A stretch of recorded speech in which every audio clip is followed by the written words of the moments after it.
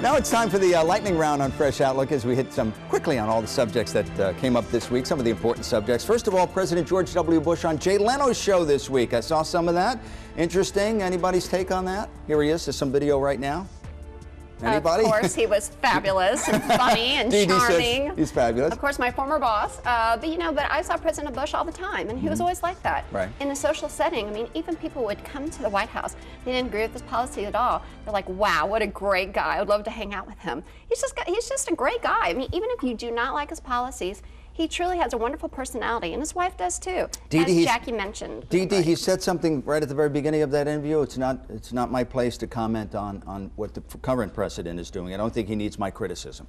That has not always been the case in some cases. I know that Dick Cheney has said a lot about what's going on in this administration. Good move on his part, just to stay out of it? Yeah, I think that he has stayed out of things since he has retired from office, which is a good move for us all, yes. I believe. And, what I didn't like... You're dripping with sarcasm, Jackie. Yes. What I didn't like is that he said that he believed that we should continue to be in Afghanistan during the time that we are trying to pull out. Right. And I thought he should have stayed away from that. Well, he was indirectly commenting on what is currently happening in this administration, even though he says he doesn't like to. But he was asked the question in all fairness, and he answered. Your take? I think he has certain features to his personality that come out at certain times that make some sense to people, and he relates well. Yes. I think a good part of the time he doesn't relate so well. I don't like the way he comes across in many respects, but he did with Leno, and he presented himself well. And again, there's a certain side to his personality where you might say, yeah, he's a guy I would like to have a beer with. Is it fair to say that his personality really won the race in 2000? I mean, he wasn't as experienced as Al Gore. Well, now certainly not, but he connected. He connected with you. He connected to a limited degree, because Al Gore, in my opinion, as a political psychologist, defeated himself. He was not a winning personality. Yes. He was a loser. Stiff. He was a loser in that race. Oh my! Yeah, I think Craig's right. But do you know the joke about Al Gore? Oh, there are many. Oh, so many. What are you saying, Jackie? I love Al Gore. I love Al Gore. I think he's smart. I think he's charming. I love those kind of buttoned-up kind of people who have a lot to say and contribute. However, how do you tell the difference between Al Gore and a redwood tree? Well, how? Can't. The redwood tree is the stiff one. I mean, so. Well, this goes to what you said in the last segment. Actually, the personality won the day, and that you say this as well, Dr. Ross. Yeah. Personality won the day in that particular election. Let's move on to the next issue of the day. It's the 50th. It's the 150th anniversary. I'm sorry. It's the You're right. 150th anniversary of the Gettysburg Address. I read something the other day that the speaker previous to Abe Lincoln that day spoke for 4.5 hours. He was a renowned orator, and here comes Lincoln. He speaks for, what, less than 10 minutes, and everybody remembers his speech. There's something to be said about brevity, isn't there? There was a page that approached Lincoln and said in a halting voice, well, Mr. President, how come it was so short? And the president said, if I had more time, it would be shorter. and I think there's a lesson there. Well, yeah, you make a good lesson here. Sometimes connecting, and you teach communications, is all about making a point and then moving on and not belaboring it like that speaker before him for 4.5 hours. Absolutely, because nobody, especially now, back then 150 years ago, people could listen to a 4-hour speech. Today, I don't know anybody who could. Certainly. People stopped listening after you make your point. Well, they also didn't have television, they didn't have phones, they didn't have smartphones, they didn't have the internet, and to them that was entertainment for all intents and purposes. Yeah. What is your take on the Gettysburg Address 150 years later? Oh, amazing. And of course, it being so short and being so powerful, it doesn't get any better than that. You know who gave the longest inaugural address? Frank, do you know this? I think I know. It was William Henry Harrison. There's a lesson to be. There's a lesson here. William Henry Harrison. Okay, he died 30 days later because he didn't wear his jacket, and his speech was too long. Yeah. And then his grandson gave the shortest. I mean, up to that date, he's like, I'm not going there. I'm going to be brief. And it's going to be great. So I mean, there's something about brevity that can work. Yeah, oh, you make a very good point. So, of course, it's the seminal speech for a lot of people, and it really makes a lot of sense. We have another topic here, and we're talking about George Zimmerman now. George Zimmerman, here's a guy who can't stay out of trouble. I mean, he got exonerated in the death of Trayvon Martin, and since that day, it's been one thing after another. Well, I said on this show that he caused the death of Trayvon Martin, and I said that something else will be heard from this man, because he's not going to just go away. His personality difficulties are too severe and too problematic. He is a long-standing personality disturbance. That's the kind of person he is. Long-standing issues. Well, you nailed it right on the nose there. And someone said after O.J. Simpson was exonerated that you just wait and see something will happen with him as well. Absolutely. Do you think people like Zimmerman and like O.J. Simpson don't learn that lesson? They still think that they can get away with it? He does. He's the type of personality who thinks he can get away with it. He has a history now that we're seeing. It's unfolding. And he's a problem person. Let's talk about Zimmerman with Professor Guster. Yeah, I think it's a crying shame.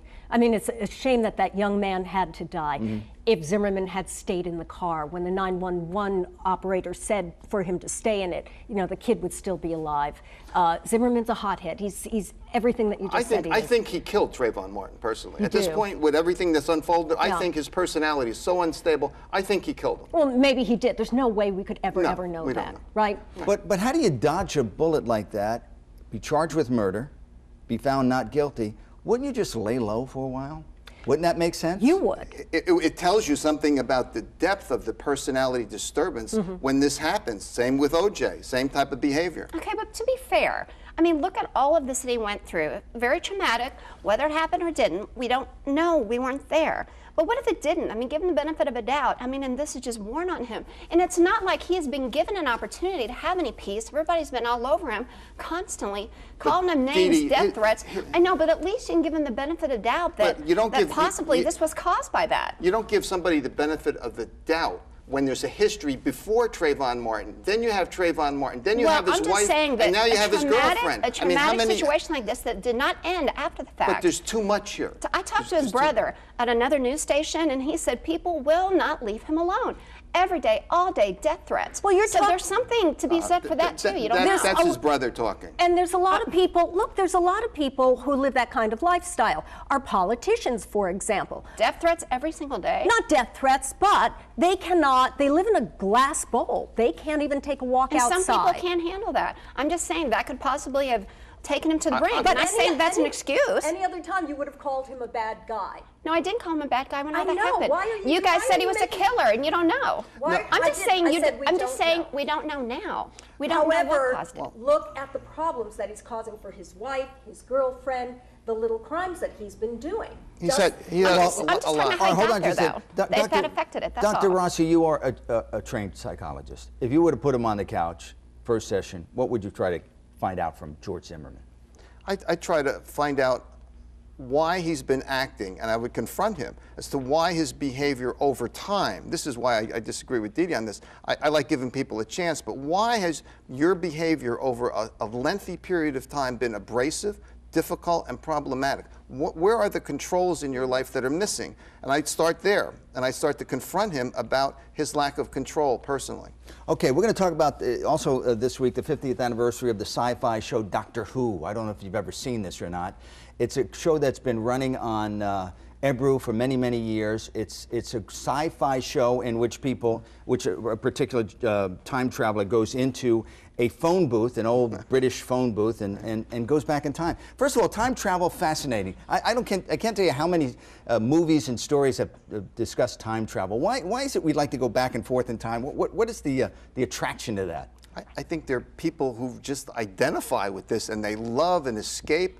And this show resonates for so many years because of that. We all would like some kind of an escape, and it's a good one for that. An ultimate escape to go back in time and fix things and go forward and see what's happening. Would you agree? Oh, absolutely. I mean, don't you love to look at old videos because you can see how people lived during that time? You can see them walking and talking and living and breathing. I mean, that's a wonderful thing to have happened. And to know what's going to happen in the future. I mean, there's more than one person that supports a psychic in this country. What would you change if you could go back in time? Oh, I got a different question. Wow. What would you change? Well, I think maybe the last election. I think that's what I would change. I would change the victor in that. Yeah. As in, we But there's some don't have President Obama as president. There was some sci-fi show. I knew you changed the result. Yeah, of I course. kind of figured that out. But I want to be clear. yeah. What is it about some sci-fi shows like Star Trek, like Battlestar Galactica, that just sort of grab somebody and stay with you all these years? What is it about them? We need something. I really believe we need an escape. We need something to take our mind off of everyday life and